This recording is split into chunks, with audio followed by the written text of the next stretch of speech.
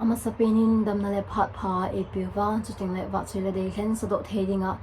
e hin ma pui pau pathin thangwa in chuting le wa chile de khen sa do ding inei theinaw chuting le wa chile de khen ngai thedinga theinaw kim it and vlogs ama in wa chile de khen a himbol ze in ama chunga ki pathu ka hen phungin chuting le tunia mun chum chuma su pi la naw ti ho wa chile de khen na ngai ho so si a hi in a hin de khen nu a hi in ngai phachana dinga pathin phathei bo channa pathin holim pina channa hi hen ti so ka tauna hi in tu hin wa chila de hen pathin sum kun hobong la so hin sangi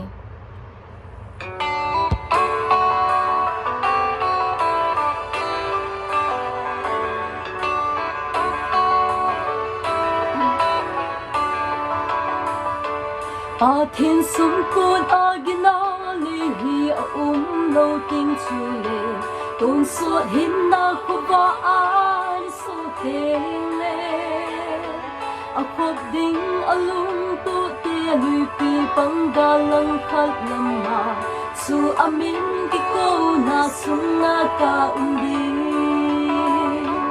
su amin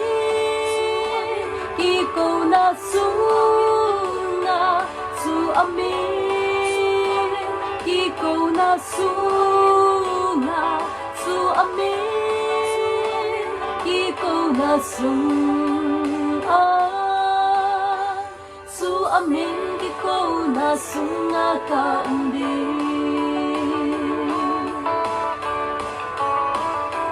tu ni zing ka ba hoya krista mi thi atho su atho ki lo pi atsan ni diu chu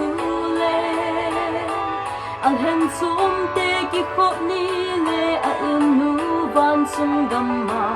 su amin ki ko na sunga ka undi su amin ki ko na sunga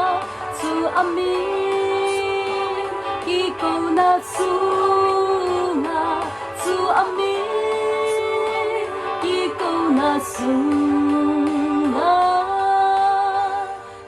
amin ki ko na sunga ka undi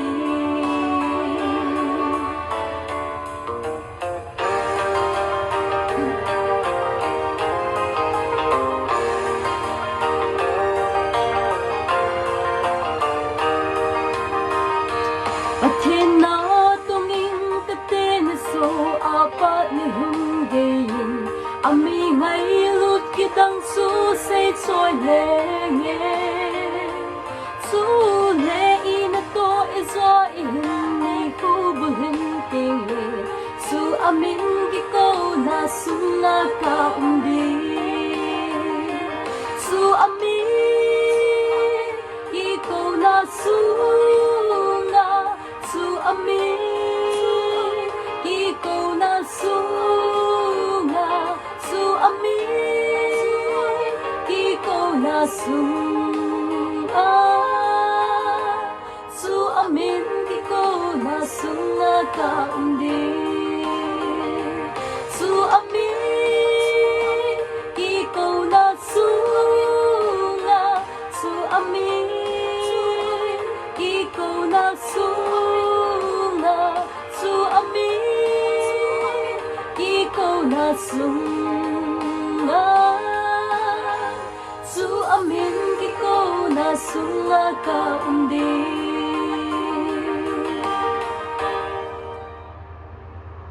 isa da u pathin bon chawa dingin phathei go pi taw hen ka ki pa e